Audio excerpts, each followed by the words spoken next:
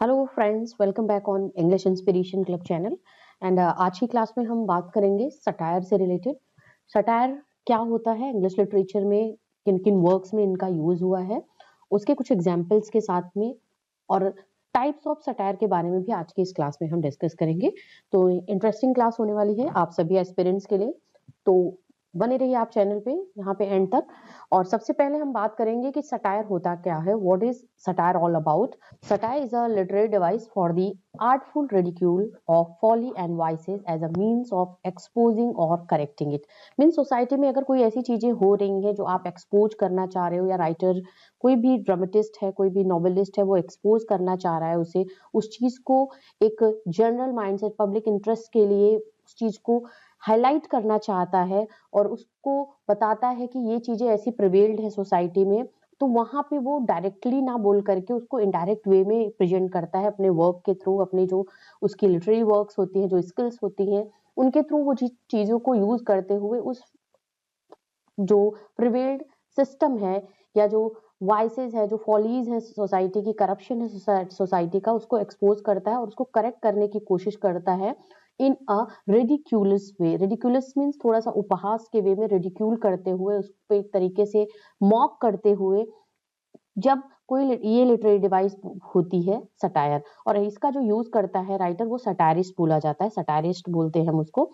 आगे हम बात करते हैं, this is often done through the clever use of technique such as wit, humour, irony and exaggeration. ये चीजों को यूज करके सटायर, जब सटायर को यूज करते, सटायर हम लिखते हैं तो उसमें विट, आयरनी, इन सब टेक्निक का यूज होता है, ह्यूमर होता है, उससे कहीं ना कहीं एक तरीके से, क्योंकि डायरेक्टली ये एक तरीके का उपहास नहीं होता, इनडायरेक्ट वे में बोला जाता है, तो वहां पे हम अपने वर्ड्स के थ्रू किसी को ऐसे वर्ड्स जो उसको थोड़ा सा एक हार्श भी ना लगे, थोड़ा सा उसको ऐसा पिंचिंग में ना लगे, और वो चीजें यूज करते हुए, लिटरेरी टेक्निक्स का यूज करते हुए, जब भी विट, आयरनी, ह्यूमर, एग्जाग्रेशन का यूज होता है, तो ये अपना आयरनी की चीजों को हम सटायर के वे में बोलते हैं। सटायरिस्ट जो अभी मैंने आपको बताया, जो सिस्टम में करप्शन है या फॉलीज है, वाइसेस हैं, जो भी कुछ बुराइयां सिस्टम में प्रिवेल्ड हैं, उन पे एक तरीके का विट, आयरनी, ह्यूमर एंड एग्जाग्रेशन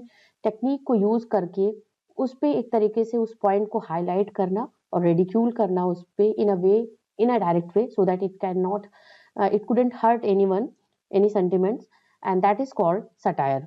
आगे हम बात करते हैं, satire has three key function. सबसे इंपॉर्टेंट है सटायर में क्या है, थ्री की फंक्शंस कौन से कौन है, आपने यहाँ पे देख लिया होगा। सबसे इंपॉर्टेंट पहला जो है वो है टू एक्सपोज। एक्सपोज मतलब होता है कि yes, this thing is happening in society, and the writer's aim is to expose that thing by using satire, by using the technique like wit and humor and irony। Expose करना है कि उस चीज को हाईलाइट करना है, जो भी प्रिवेल्ड सिस्टम में प्रिवेल्ड करप्शन है, वाइसेस है, बुराइयां हैं, एक तरीके से उनको हाईलाइट किया जाता है, उसको हम बोलते हैं एक्सपोज। तो ये सबसे पहला की फंक्शन है, this is the one and most important key function of the satire. Next अगर हम की फंक्शन की बात करते हैं, टू रेडिक्यूल। रेडिक्यूल का मतलब क्या होता है, टू इनडायरेक्ट वे में, इसको क्या बोल रहे हैं हम, इनडायरेक्ट वे में इस एक तरीके से उपहास किया जाता है, हंसी उड़ाई जाती है, एक्सपोज करना है और उस पर हंसी है कि ये हार्श ना लगे, पिंचिंग ना लगे, एक तरीके से पॉइंट आउट, ऐसे डायरेक्टली पॉइंट आउट ना करके उसको ह्यूमर के थ्रू हम जब उस करप्शन को या उस वाइस को, उस बुराई को जो सोसाइटी में प्रिवेल्ड है, उसको जब हाईलाइट करते हैं, तो उसको रेडिक्यूल करते हुए एक्सपोज करते हैं।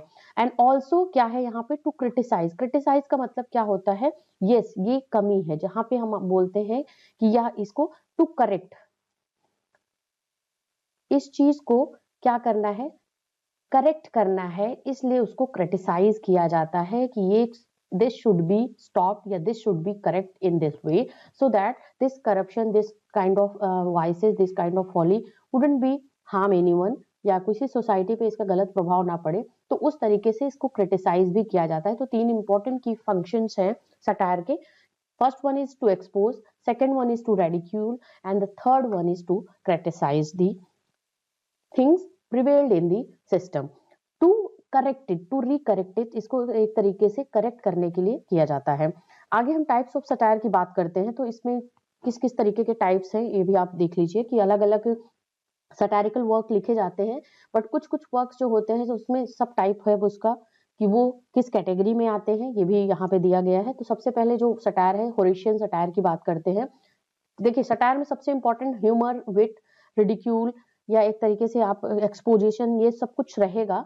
और उसमें सबसे होरेशियन इंपॉर्टेंट जो सटायर है, इसका सब टाइप है, उसमें क्या होता है, this is a comic and offers light social commentary. एक तरीके से बहुत लाइट वे में जो सिस्टम में प्रिवेल्ड फॉलीज हैं उनको बताया जाता है, उनके बारे में हाईलाइट किया जाता है और कॉमिक वे में किया जाता है।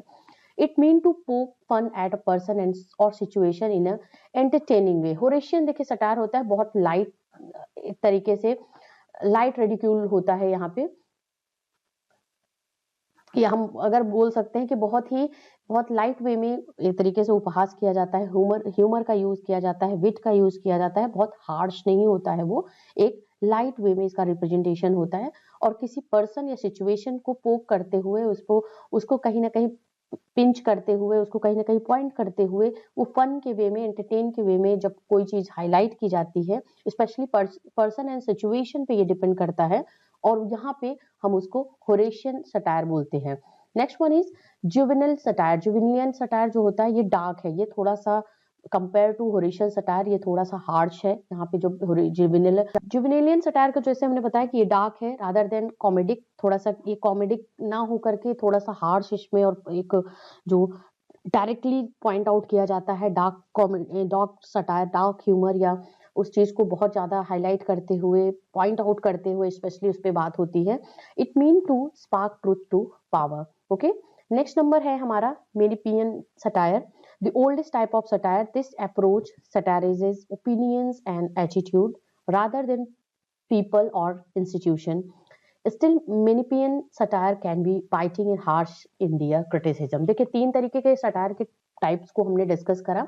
जहां पे होरेशियन सटायर की बात कर रहे हैं हम, तो किसी पीपल या सिचुएशन को पॉइंट आउट करते हुए इन अ फन वे जब सटायर किया जाता है, इन अ फन वे किसी चीज को एक्सपोज किया जाता है, स्पेशली पीपल के बारे में, लोग के बारे में, या किसी पर्टिकुलर सिचुएशन के, जैसे कहीं पार्टी हो रही है उस सिचुएशन को सटायर करते हुए कुछ चीज बोली गई है, तो वो होरेशियन सटायर के अंदर आता है। जुवेनिल सटायर जो होते हैं वो थोड़े से आपके डार्क होते हैं रादर देन कॉमिक नहीं होते हैं वो।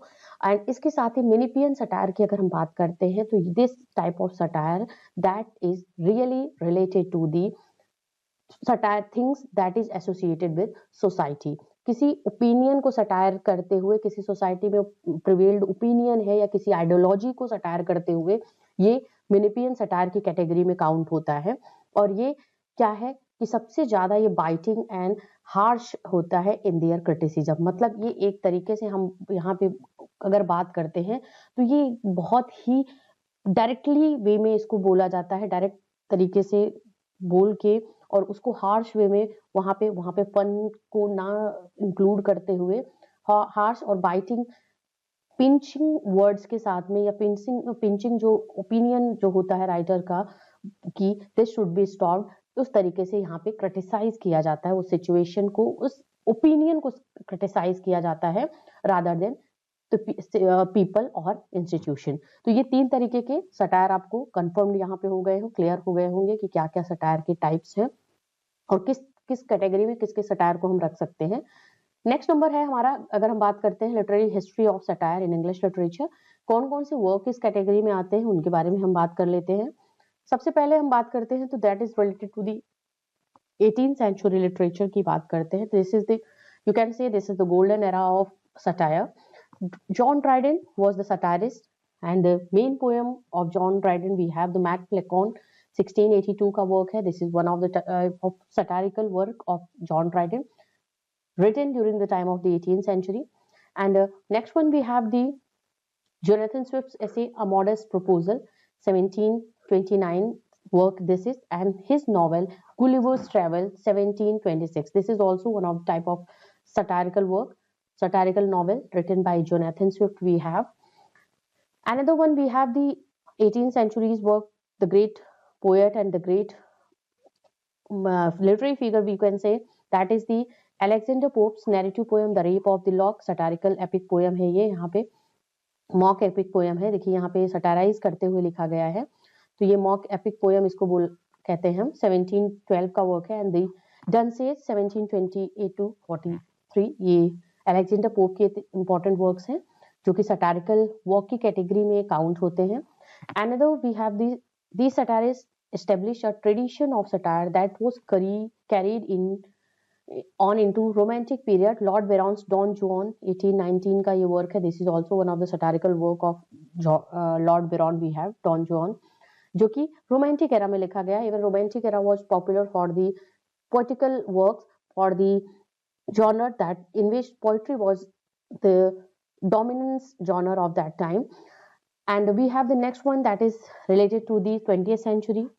सटायर की बात करते हैं तो यहाँ पे 20th century में we have the Elwin Waugh, The Loved One 1948 का वर्क है, and George Orwell's Animal Farm is a fable and his dystopian novel 1984। ये इनका नॉवल है 1984 जो कि 1949 में पब्लिश हुआ है। तो एनिमल फार्म की बात करते हैं, this is one of the most popular satirical work we have the 20th century। And बाकी यहाँ पे मैंने आपको इम्पोर्टेंट जो सटारिकल वर्क थे वो डिफरेंट एरा वाइज मैंने आपको यहाँ पे मेंशन कर दिया है। Please do watch this video from the starting जिन्होंने अभी ज्वाइन करा हुआ है मुझे। और इस चैनल पे अदर वीडियोस भी अपलोडेड है, आपको एंड स्क्रीन पे कुछ वीडियोस के लिंक दिख रहे होंगे, इसके आपके थंबनेल दिख रहे होंगे, प्लीज उस पर क्लिक करके आप इस वीडियो को एंजॉय कर सकते हो, कुछ इंपॉर्टेंट इन्फॉर्मेशन उस इंपॉर्टेंट टॉपिक से रिलेटेड ले सकते हो। कनेक्ट रहिए चैनल के साथ में, इंग्लिश इंस्पिरेशन क्लब के साथ में। एंड अपकमिंग डेज में आप सभी के लिए इस चैनल पे क्लासेस अवेलेबल होंगी वीडियोस के फॉर्म में। And thank you for watching this.